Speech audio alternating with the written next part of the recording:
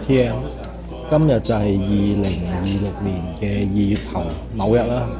咁我而家就身處喺台北嘅等一個人咖啡，食緊個晏晝啦。大家睇下，咁今日嘅行程就會係食完晏晝之後咧，由呢間咖啡店就踩去淡水30幾公里嘅。希望今日可以按計劃完成啦。咁我而家就食飽啲就上路啦。等陣間上路嘅時候再同大家傾傾。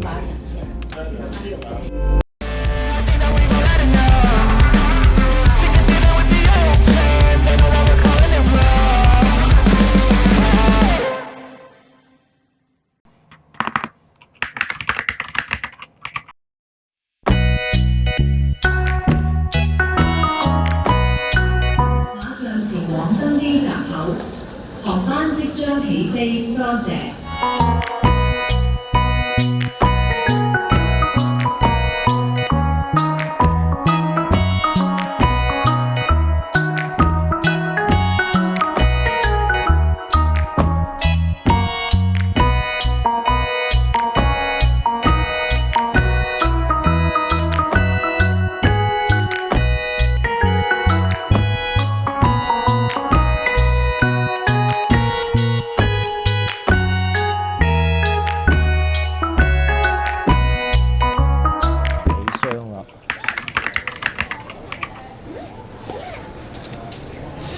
咁我而家個做法咧，就係首先攞咗個單車出嚟，將個行李箱攞去託運，之後咧就攞住埋架單車去搭捷運啦，出市區。咁夜晚翻嚟咧，就會去翻同一個地方攞翻個行李箱。所以而家第一個步驟咧，就係將個單車攞出嚟先。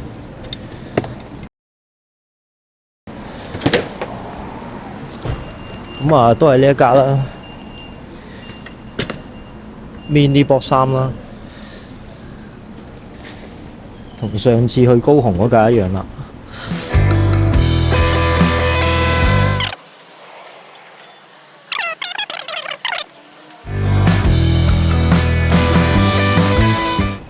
咁去到呢一度咧，基本上就我嘅 set up 就完成咗噶啦，將呢個袋擠埋嚟呢度先。set up 就完成咗㗎啦，呢個空篋就可以攞去行李寄存㗎啦。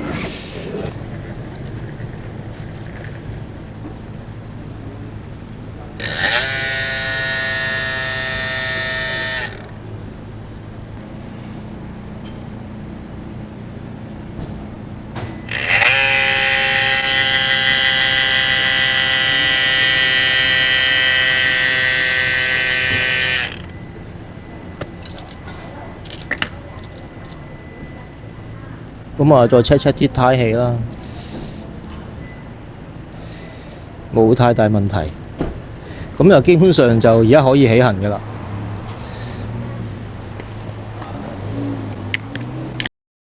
好啦，啱啱就攞咗個單車出嚟啦。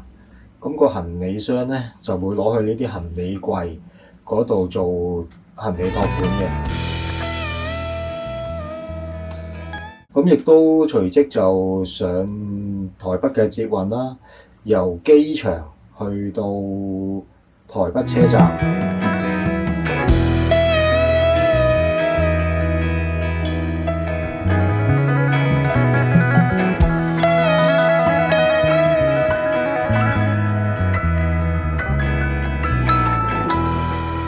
去到台北車站之後咧，就要轉第二條線啦。一條綠色嘅線，個站名叫做北門。咁而由台北捷運站行去北門站咧，大概就要10分鐘左右嘅。咁去嘅路線咧就唔係太過複雜嘅啫，基本上就係一條直路，有晒指示嘅。因為咧，我喺地圖上睇咧，其實最近等一個人咖啡咧，嗰個站叫做七張站。而七張站咧，就係要向住新店站嗰個方向去嘅。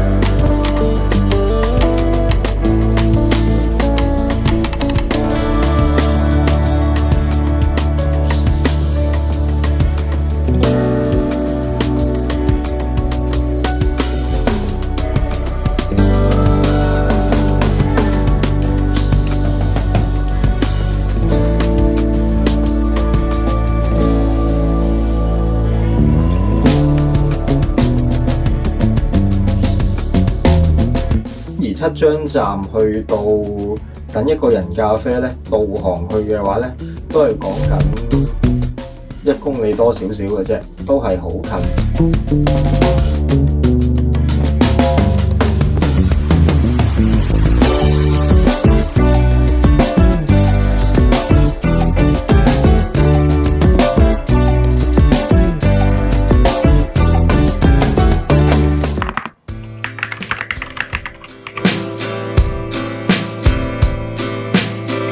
等一個人咖啡呢間餐廳，其實我好耐之前已經聽過啦。其實佢係一套戲，個戲個名就叫做《等一個人咖啡》，係九把刀嘅作品嚟嘅。咁我估香港人都對九把刀都比較熟悉㗎呢個名字，因為佢係那些年嗰個導演嚟嘅。而當年我就睇過呢套戲啦，咁就後來再聽翻好多背景故事咧，就係其實佢係為咗拍呢套戲，喺呢一個位置咁搭咗間咖啡店出嚟啦。咁而佢用嘅所有咖啡機啊，各樣設施咧都係真實嘅，為咗還原個真實性嘅。我套戲拍完啦，殺科咗之後咧，理所當然啦，就會去拆晒間餐廳嘅所有設備嘅啦，因為佢只不過係一個佈景嚟嘅啫嘛。咁但係有人就買起咗佢哋呢個所有裝修同埋設施咧，咁就繼續營運呢間店。咁而咧後來咧呢套戲推出咗之後咧，就大賣啦，都有成2億嘅台幣票房。咁所以呢套戲同埋呢間餐廳就一齊就火咗啦。嗰一刻開始就營運至今都有10幾年歷史㗎啦。去到今時今日仍然都仲係咁好生意，呢樣嘢我都幾慶幸嘅。更加慶幸嘅就係我見到都有部分嘅客咧，同我一樣都係專門嚟呢度拍照打卡留念嘅。咁樣當然係開心啦，希望呢間餐廳嘅生意就越做越好，永遠一直咁開落去。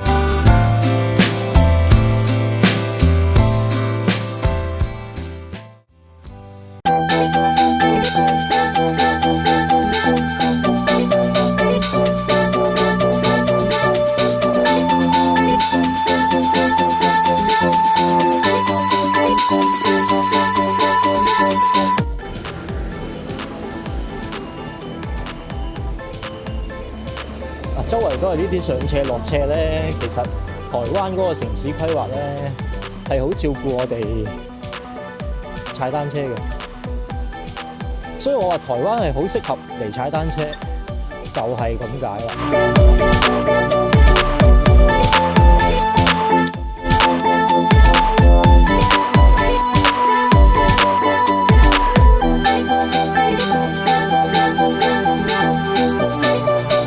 嚟緊呢1年啦，我都會繼續去台灣唔同嘅地方去踩單車嘅。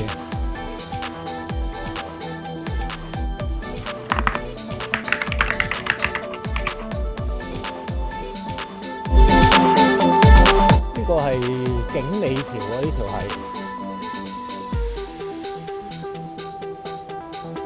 踩踩下可以喺呢啲地方休息，個休閒設備都多㗎喎，好得意喎！佢呢個天線塔咧，佢唔係喺個地下起上去嘅喎，佢係喺個搭咗個台再起上去嘅喎。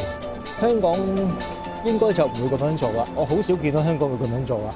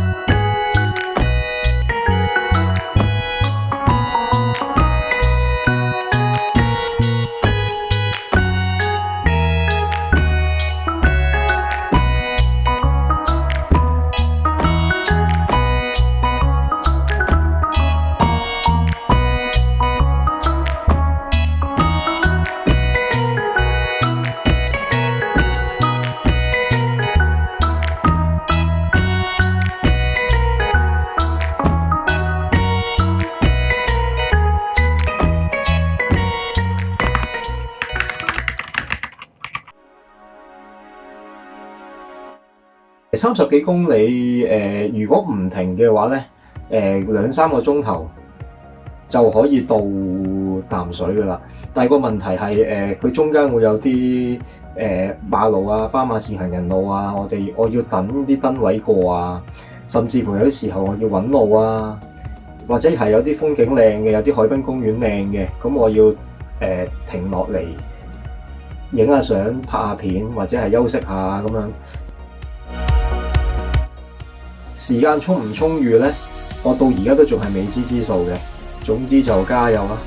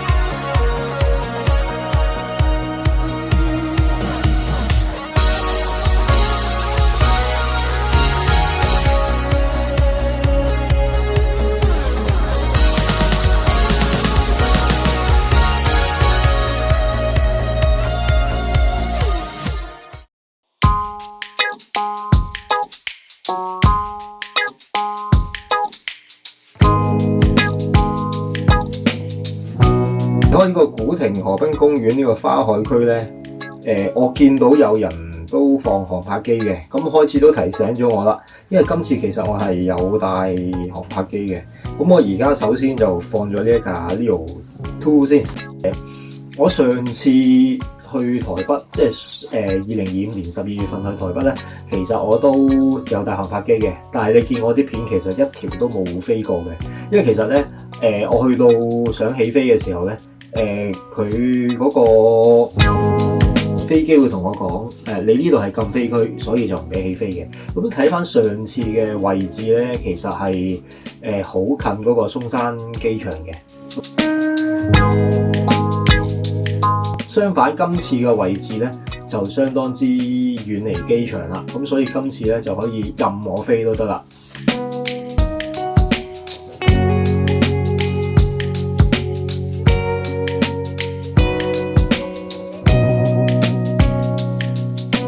咁 Leo 2就用佢嗰個 Follow Me 功能啦，咁我就完全唔需要控制嘅。咁 Leo 2比 Leo 1好嘅地方咧，就係佢有避障。咁佢有避障個好處咧，佢就可以避開一切障礙啦。咁就可以喺我前邊、後邊、側邊、四面八方咁樣去 follow 我嘅。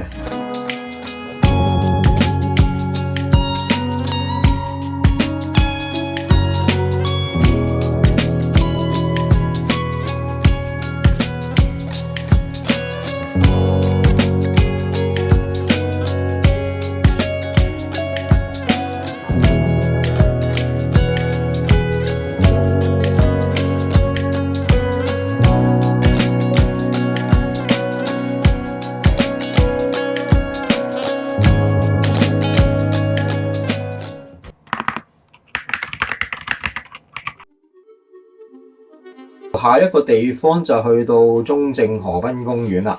咁中正河濱公園就見到嗰個地方都大嘅，有個好大嘅空地啦。咁我就開埋我另外一部啦，佢就係DJI 嘅 Mini 4 Pro， 飛過去河嘅對面岸望望啦，再飛翻嚟。咁其實呢度附近嘅環境都唔錯嘅。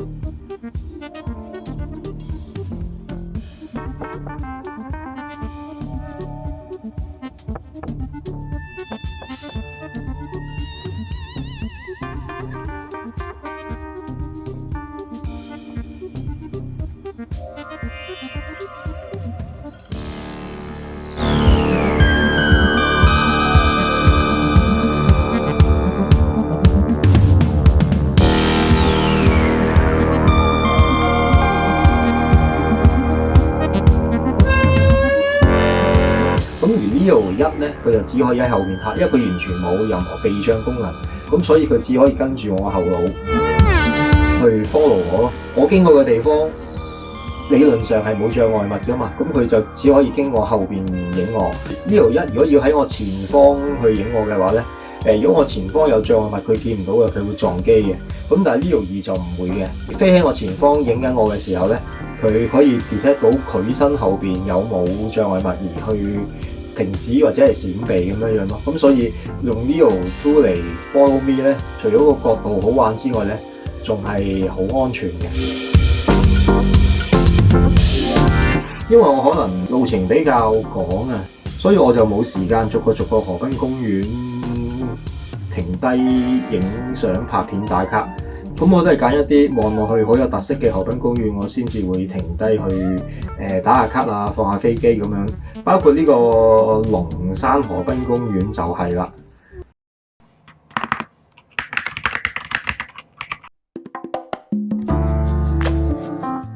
我見到咧，佢水上邊生長咗一大片嘅蘆葦草啊，相當之濃密啊，咁所以我都忍唔住放架飛機嚟飛下啦咁樣樣。呢幾下咧都飛得幾高嘅。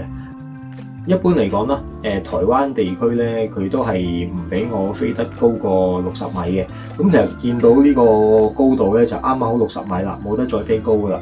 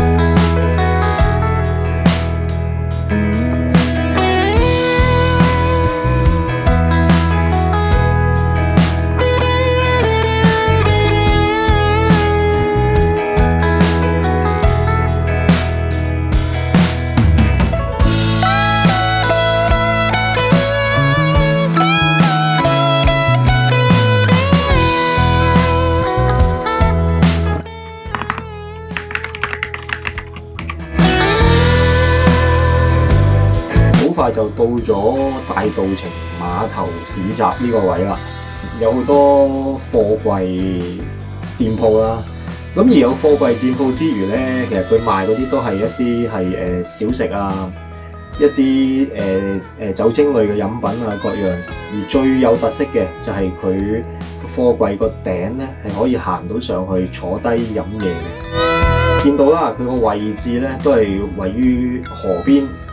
可以想像到啦，其實佢呢個係一個夜晚休閒嘅一個好地方啦。有一日我帶啲朋友過嚟台北玩幾日嘅話咧，我一定會帶佢過嚟大稻埕碼頭呢度。夜晚可能買啲啤酒飲下，買啲小食，之後坐喺度傾下偈，欣賞河邊嘅美景啊，咁就可以一晚㗎。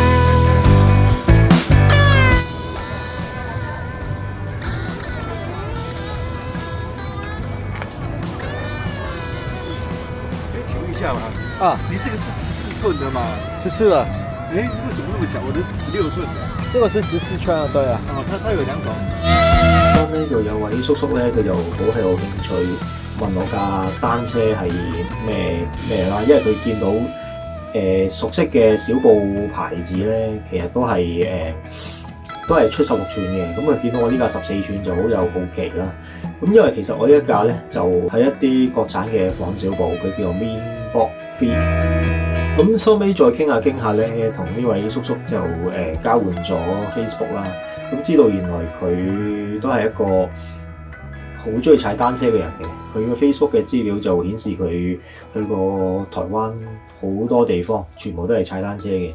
咁而佢同我講咧，佢屋企都有好多架單車，無論係公路車啊、有正版嘅小布啊各樣。咁其實佢都係一個熱愛踩單車嘅人嚟嘅。希望下次我再嚟台北，可以有機會同佢一齊踩下單車咁樣樣啦。咁今日都有意外收穫嘅。我估唔到我一個人嚟台北都可以交到個朋友嘅，咁就相當之唔錯啦。今次真係。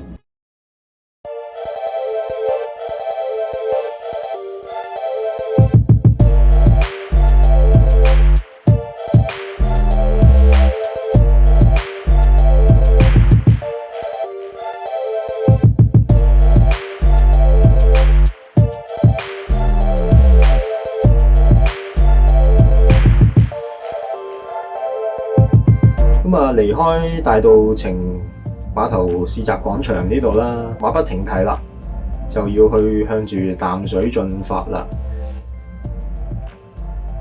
咁呢度咧有少少問題嘅，個導航嘅地圖咧就顯示我要向右急拐彎過去大橋嗰度嘅。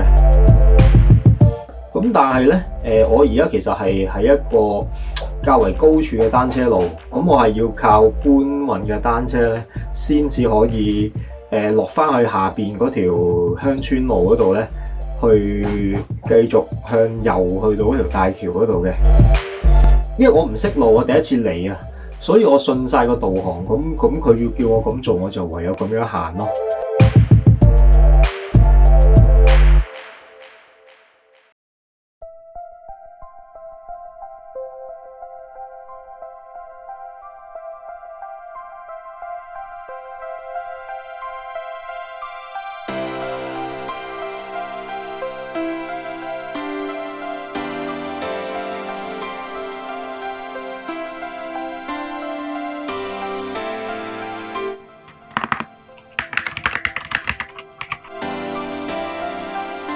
咁之後好快就去到關渡防潮堤呢個位啦。咁呢個時候就4點零鐘都見到嗰個太陽開始落緊山啦。咁個天空其實本來今朝咧都覺得係灰灰地，因為多雲啊今日。咁而家去到呢一刻咧，就見到啲雲都少咗啦。咁而個天空都反而呈現咗個藍天出嚟啦。再加埋日落咧，其實行呢一條關渡防潮堤咧，嗰個景色係相當之靚嘅。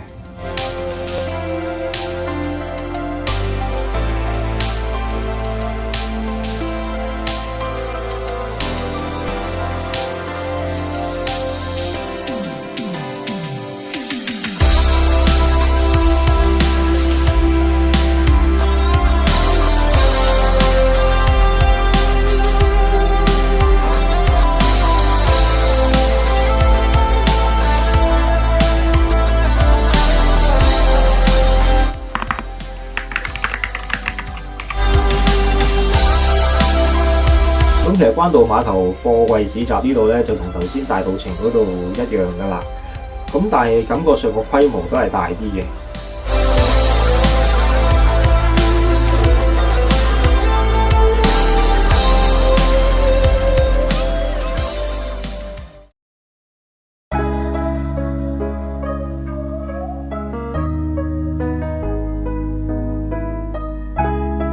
嚟到呢一度咧，就有個意外情況出現啦。咁佢就去到地圖打交叉呢個位咧，佢就話係封路嘅。咁我就要照工作人員嘅指示向上邊行，就睇下揾下有冇其他路可以落到去淡水啦。咁而我上到去條橋上面之後咧，見到嘅就係高速公路咯。咁我就因為我唔完全唔識路啊，亦都剩翻俾我嘅時間唔多啊，咁所以我就嘗試從高速公路嗰個方向去淡水，結果係唔成功嘅。我決定翻去關渡碼頭市集嗰度，咁就行程就到此為止，就作個總結就算啦。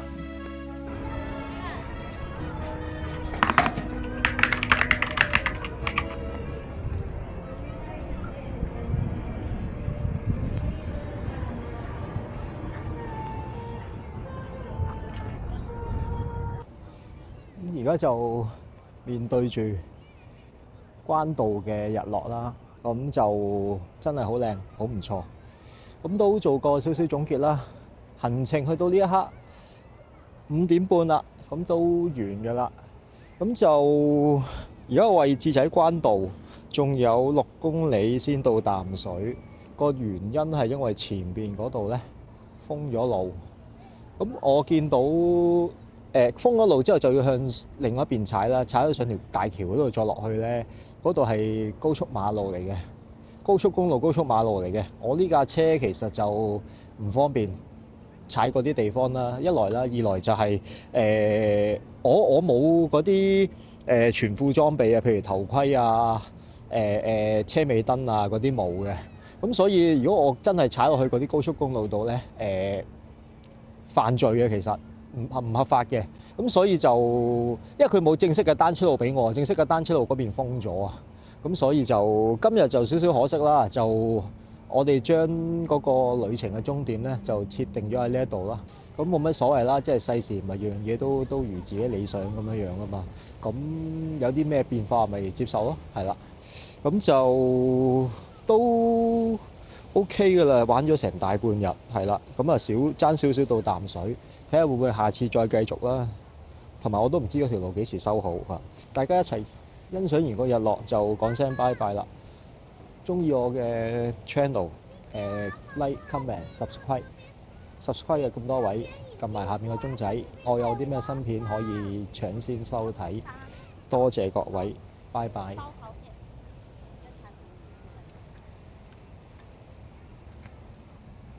真係好紅啊！成個天空都紅晒。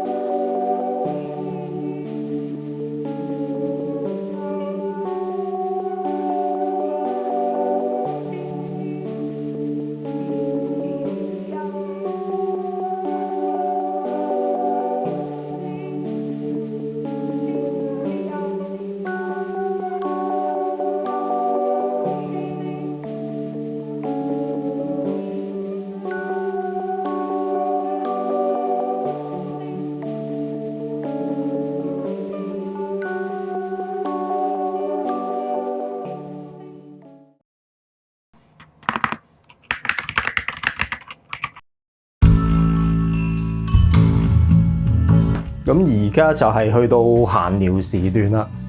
咁今次嘅閒聊時段同平時有啲唔同嘅，我全部成段對話咧都係後期錄製出嚟嘅，就並唔喺現場講嘅，失去咗個意義喎。咁但係點解會咁樣樣咧？個原因就係咧，我當時就喺而家呢段片嗰度一邊踩單車一邊去錄音講嘢嘅，但係咧出到嚟嘅時候咧就出咗好多，即雜音啊，係完全收唔到自己把聲啊。咁大家可以聽下條片出咗嚟係咩聲音，就係呢啲聲音啦。咁所以咧，今次嘅閒聊時段咧就會變做後期錄製咯，因為我的而且確真係喺條片度講過嘢啊嘛，咁所以我盡量都會講翻當日嘅內容出嚟啦。咁今次就係我個生活方式轉變咗5個月嘅啦。咁究竟呢個生活方式點樣轉變法？轉變成點樣樣？最後尾值唔值得呢？咁大家聽落去啦。咁首先呢，5個月之前，即係上年10月份啦，咁我就去咗台灣高雄，1日就來回，嘗試去拍一個旅遊嘅 vlog 啦，自己又露埋個樣出嚟，又出聲會講解當地嘅景點啊各樣。咁呢樣嘢對於我嚟講都係一個新嘗試嚟嘅，因為我之前嘅百幾條片呢都係冇露面嘅，或者係甚少露面啦。就算露面都唔會講嘢啦。當時嗰個高雄嗰條片呢，的而且確對於我人生嚟講一個係好大嘅轉變嚟嘅。咁自此之後呢，我就個個月都有去旅行嘅。咁例如11月份我去咗台灣嘅日月潭啦。咁嗰段片呢，到而家都未剪嘅，我都未知道幾時可以有時間剪啦。咁之後呢，就12月份就去咗台北啦，1月份就去咗沖繩。2月份即係呢個月咧，我又去多次台北嘅。咁其實即係連續5個月都有去旅行，連續5個月都有拍過 vlog，而且咧連續5個月我都係有剪片嘅。其實我剪一套呢啲片咧，就30幾40分鐘咁樣樣，真係會用我好多時間嘅。剪得最快嗰條片咧，就係上年12月份去台北嗰條，就用咗2個禮拜時間剪嘅啫。咁而剪得最長嗰條咧，就係上年10月份去高雄，即係來回嗰條啦，仲要分開上下集，一共剪咗40日。因為嗰陣時候可能第一次拍科，第一次剪片，所以就冇太大嘅經驗啦，咁所以就剪得比較耐啦。因而就令到咧11月份台中嗰條片到而家都未剪啦。咁其實係繁忙嘅、吃力嘅，因為我本身咧都要照顧屋企人嘅，又有份正職工作啦。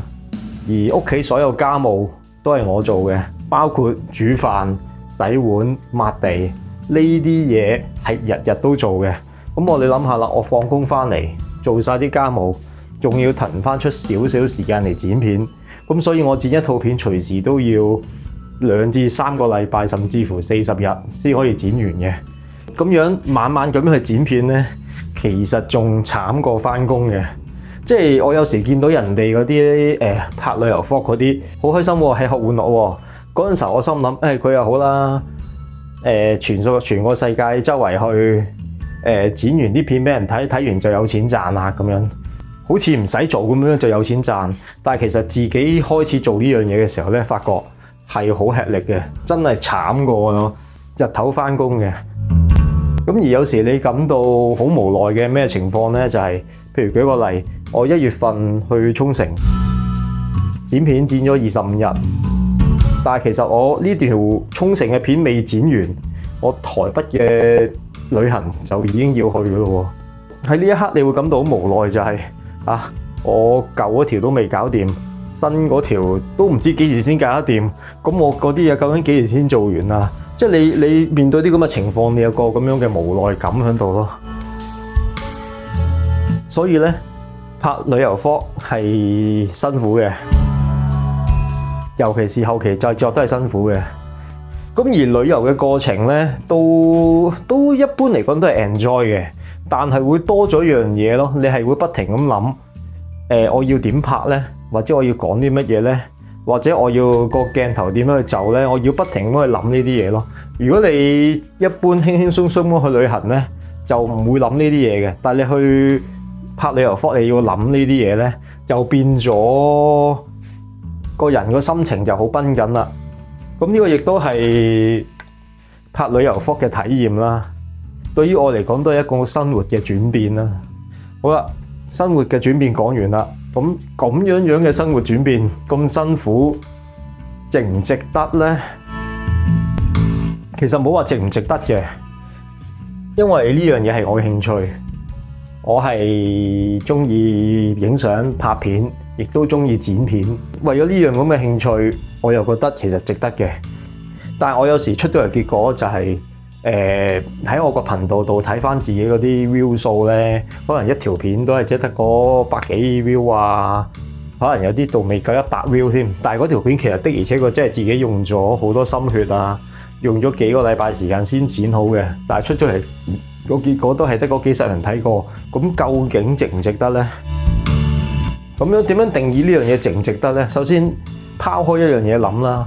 我就首先就唔會諗自己嗰個頻道會唔會有營銷，會唔會賺到錢，因為為興趣係重點嚟嘅。咁究竟 view 數咁少又值唔值得呢？我深信一樣嘢，如果自己有心做出嚟嘅效果係好嘅，咁自然會有人欣賞，只不過呢一刻可能未咁多人知道咁解嘅啫。